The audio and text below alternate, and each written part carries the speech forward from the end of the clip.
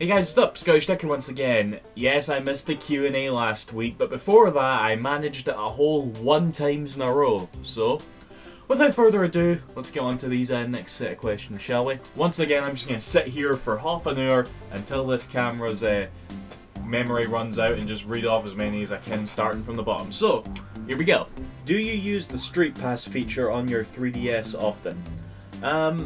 When I was at uni, I used to bring in my 3DS every single day. Dog's barking. Dog Spice, why are you doing this? Oh. So yeah, like, cause you know it was a uni and it was on like the computing department or whatever, and there was a lot of like game students there that would have 3DSs, and you would be able to, you know, get a lot of spot passes and street pass hits for it, and I really just like doing the you know, the friggin' puzzle things, you know, like with the slides and the tiles and that. I wasn't too fussed about the sort of King's Quest. No, not King's Quest, fuck's sake, that little RPG minigame you could also play. Also, I wasn't really fussed about the use of Street Pass within the games themselves. I just liked collecting those little images based on popular games, you know? That was pretty much the extent I got out of it, but I do try to bring it with me whenever I go out, just in the vain hope that I get a Street Pass, because, you know, that's another kind of unfortunate thing. There's not enough people with 3DSs in this country to, you know, get hundreds of Street Pass hits all the time, so, yeah. By the way, that last question was from PokeChamp009, and this next one is going to be from Seabass770. Hey Duck, will you be buying Borderlands 2? I don't know. I really liked the first Borderlands, but I didn't actually beat it. But it was a really addicting, you know, okay, I'll play for just a little bit longer, get to this level and stop playing, but you kept playing it anyway, you know, it was just really addicting. Just do everything there was in the game. So I'll get Borderlands 2 when it comes down in price. It's not going to be a day one purchase for me though. From Full Metal Electroma, sorry. Hey Doug, what do you think about all the bad news surrounding The Last Guardian lately? Are you still excited for it, or have you given up hope? I don't know, man. Oh, it's painful to just think about right now. It's like, I don't know. Only time will tell. I mean, I really, really want the game, like, so bad, but at the same time, I mean, I can remember when it was first confirmed to be like a 2010 release, maybe? But then it got pushed back to holiday 2012, no, 2011, and now it's going to be holiday 2012, and we're probably still not going to have it, and who knows, only time will tell, but suffice it to say, it's fucking depressing. From 224 Vic, have you ever played Ultimate Marvel vs. Capcom 3 as Phoenix Wright and possibly Strider Hiryu? I've not played Ultimate Marvel vs. Capcom 3. If I'm going to own it one day, it's going to be solely because of Phoenix Wright though. He is the only reason. I'm not a fighting game fan, okay? And I'm aware of like all the sort of negative stuff that people say about Marvel vs. Capcom 3, about how it's like mega DLC heavy and is kind of the bare minimum and whatnot. But I just want to like spend a small amount of money on it, play it for like a day just as Phoenix Wright, and I'll be happy. I really will be. Jack Cooper the Plumber, would you LP a Tales game? That's the Tales of series, and I like talking about Tales because I'm still not long off Tales of Grace's F. I don't know, those games are pretty fucking long. If I was ever to do one, it would probably be Tales of the Abyss. I mean, I played it on my 3DS, and I'm planning to pick up an American copy on the PS2 and play through it again. And if I familiarise myself with it enough, and you know, I feel like confident in doing a Let's Play, then I might. Because I really only like doing a Let's Play of an RPG if I can show off everything, you know, and there's a lot to show off in the Tales of games, like practically random events and all that, just like Shenmue in fact, almost. So yeah, that would be, I don't know, it would take a lot of commitment anyway, I think, to LP one of those games. Here's one from Leon S. Kennedy 828, also known as Leon K. Fox. If consoles offered a digital distribution service that was as good as Steam is for PC gaming, would you find yourself using consoles primarily again? Well, you say that, but I don't know. It's I haven't been buying new games in a while, actually. I've been kind of buying, like, older ones and catching up on stuff that I never got to play, mainly because of the, like, summer drought we've been having. But to say that it's still hard to say I'm a PC gamer primarily. You know, I think I'm quite content in buying multiplats on there whenever they go on sale, like, Darksiders 2, I still haven't bought that. I'm waiting for that to go down to, like, half price or something, and then I'll quickly snatch it, you know? But to be honest, I'd probably do the same if I found it for that price on a console somewhere. I do like buying multiplats on the PC is a pleasure, but as for like if they had the same thing on the console, probably not, because you know, consoles aren't really as versatile, and if it's anything like PSN, it would take fucking forever to download, and that'd be annoying as shit. So nah, I like if consoles were ever to go fully digital, actually, they would just be really crap PCs. Like, you know, Jim Sterling, and you watch him, he did a video on this, and that's pretty much the case, you know, considering these days, even on consoles, you've got to download updates, install the games if you want to play them, and, you know, be connected to the internet to play them on sometimes, and it's like, it's terrible. That's why PC gaming has become so appealing to me anyway. So, as far as I'm aware, actually, the less consoles become like PCs, the better. And by that I mean you should just be able to put a game in and play it easily from now on. Not have to be connected to the internet or anything. It should just go back to the days back in the day when it was really simple. That's my view on it anyway. Matt T001, long-time commenter. Which character in a video game do you think has been the best developed throughout the story to make you fall in love with, or feel attached to, or feel sorry for that character? Someone like Godot from Phoenix Wright Trials and Tribulations. Godot from Trials and Tribulations is indeed a character I just want to hug. You know, if you've played that game, when you get to the end and you see what happens to Godot, you're just like, oh fuck, you're just so sad. But for me, the way you describe it, he's not really my favourite character, but the way you're describing this question, one that I'm gonna have to go with is Luke from Tales of the Abyss. And yes, we're bringing up Tales of the Abyss again in the same video. Anyone who's played Tales of the Abyss would know just how much that character friggin' like evolves over time. You know, he goes from being this absolute like tit, and then by the end of the game, it's like, again, you just want to hug him and you want to pat him on the head and be like, you know, it's just the development is incredible, you know, and just it's not that he goes from that to that instantly. He develops over time as the game progresses, and it works really well.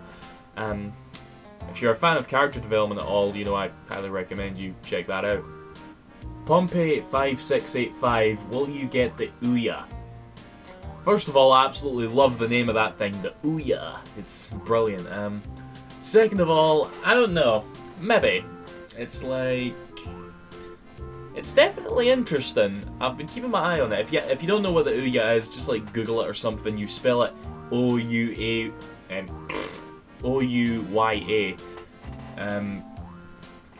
I've not got the biggest interest in, like, you know, sort of App Store games to begin with, but yeah, it'll be it might change how we view console gaming in general. So it'll be, I don't know. I'm really indifferent about it now. I've not really got a set answer to say my opinion on it, because I'm not really too fussed, but it will be interesting to see what comes of it when it comes out and all that, you know, so we'll see.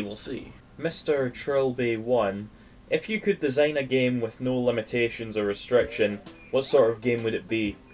I'm not a game designer by any stretch of the imagination, but if I was to be, like, you know, handed a team of people that would do exactly what I say, in fact, if I was granted a team of people and they could take a wire and, like, put it into my heat, and the output of that would be, like, the perfect game, it would definitely be sort of a modernised, old-school platformer from the N64 era. You know, like a modernised Banjo-Kazooie or a modernised Conker's Bad Fur Day, you know. Just a game that's absolutely streaming with content and... Hey guys, sorry about that, but camera ran out of battery, and the lighting and the angle's probably different, but whatever. Okay. Next question, I can't even remember if I finished the last one, but yeah. Next one's from Mr. Crace Klingle? How you all sound so weird. Okay.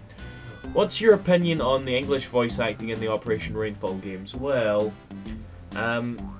usually when I play a JRPG, you know, I'd rather have like Japanese voice acting on. You know, it's just a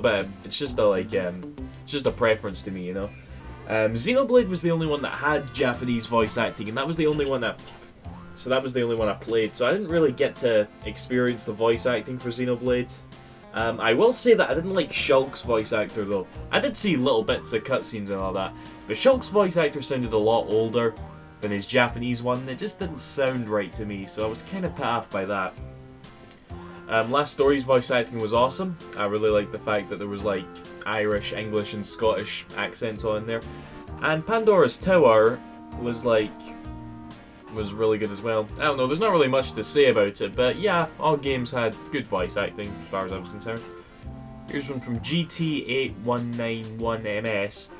Have you seen many movies this year, and what is your favourite? I've actually been in the cinema quite a lot this year. I'm not really a big film watcher, but let's see, I went to go see The Avengers, Dark Knight Rises, Expendables 2, I saw like The Watch, and I think there was a couple others I saw. Those are the ones that come to my mind. I really loved The Avengers. Like, I've actually sort of become a bit of a superhero nerd ever since I saw it. You know, I've been looking up a bunch of stuff about Marvel, DC, and other comics, and yeah, I've really found a new love in that sense. Expendables 2, however, was awesome. I've got Expendables 1 over there on Blu-ray. Those films are amazing. I fucking love the cast. It's brilliant. Expendables, brilliant. Go see Expendables. It's so good. But yeah, apart from that, yeah, again, not really a big movie watcher, so I've not got anything I'm really looking forward to or whatever. But yeah, those are just some of the films I saw this year. Bendy Penguin 64 asks, has anyone in your family watched one of your LPs? If so, what did they think? I know my little, I've got a couple of little cousins that did. You know, they were like, they used to like watch my videos, and the biggest memory I have of that was my aunt would always come up to me and say, "Donald, see my house? All I hear is your voice because they're always watching your videos." And I was like, sorry, but that was pretty funny. But apart from that, no really. I've got a few friends of mine in real life that I know that watch my videos, but apart from that, not really any other family. DaxKid101 asks, "Hi Duck, could you do a list of your top 10 JRPGs? I would love to see that. P.S. Lucozade is awesome."